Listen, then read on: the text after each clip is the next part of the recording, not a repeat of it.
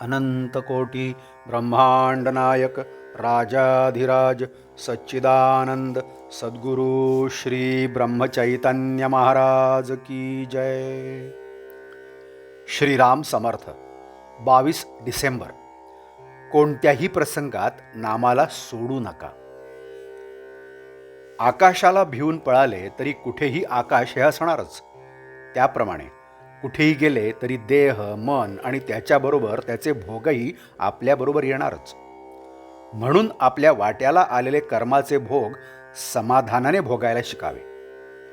प्रयत्न केला असता तर बरे झाले असते असे जोपर्यंत वाटते तोपर्यंत प्रयत्न हा अवश्य करावा।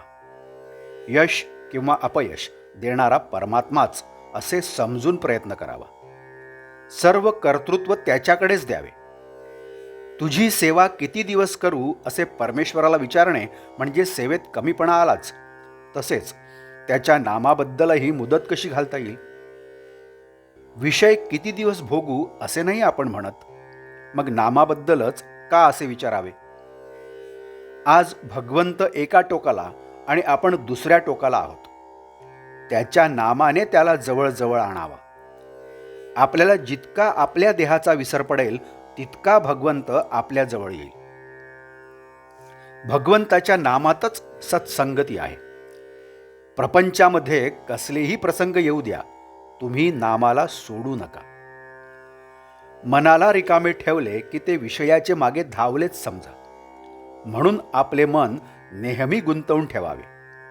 उठणे बसणे जप करणे वाचन करणे गप्पा गोष्टी करणे चेष्टा विनोद करणे वगैरे सर्व क्रियांमध्ये भगवंताशी संबंध आणि संदर्भ ठेवावा, हेच अनुसंधान होय।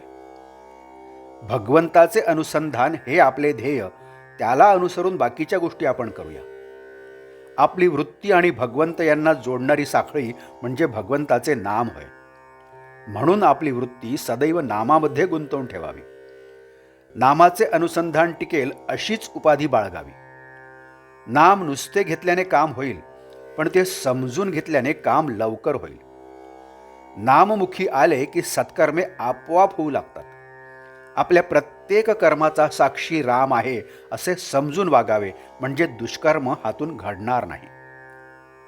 आपण उगाचच सबबी सांगत असतो।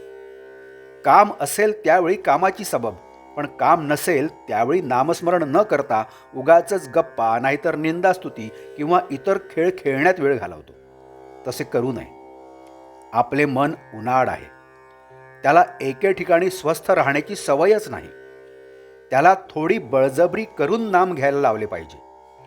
नामामध्ये भगवंताची शक्ती असल्याने नाम घेणाऱ्याची देहबुद्धी क्रमाक्रमाने कमी होते आणि नाम स्थिरावते। नित्य नामस्मरण केल्या वाचून अंती ते येणार नाही। जागेपणी अभ्यास केला तर झोपेच्या वेळी स्मरण येईल।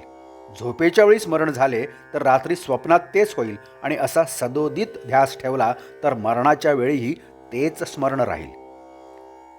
आजचे बोधवाक्य।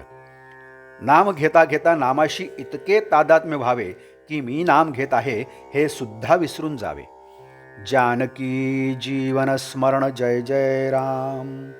नमस्कार।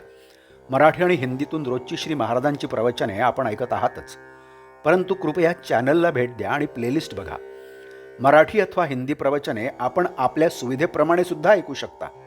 मी परत एकदा आपणाला विनंती करतो की चॅनलला सबस्क्राईब करा, शेअर करा, लाईक करा, कमेंट्स द्या, बेल आयकन दाबायला मात्र विसरू नका। धन्यवाद। जय जय श्रीराम।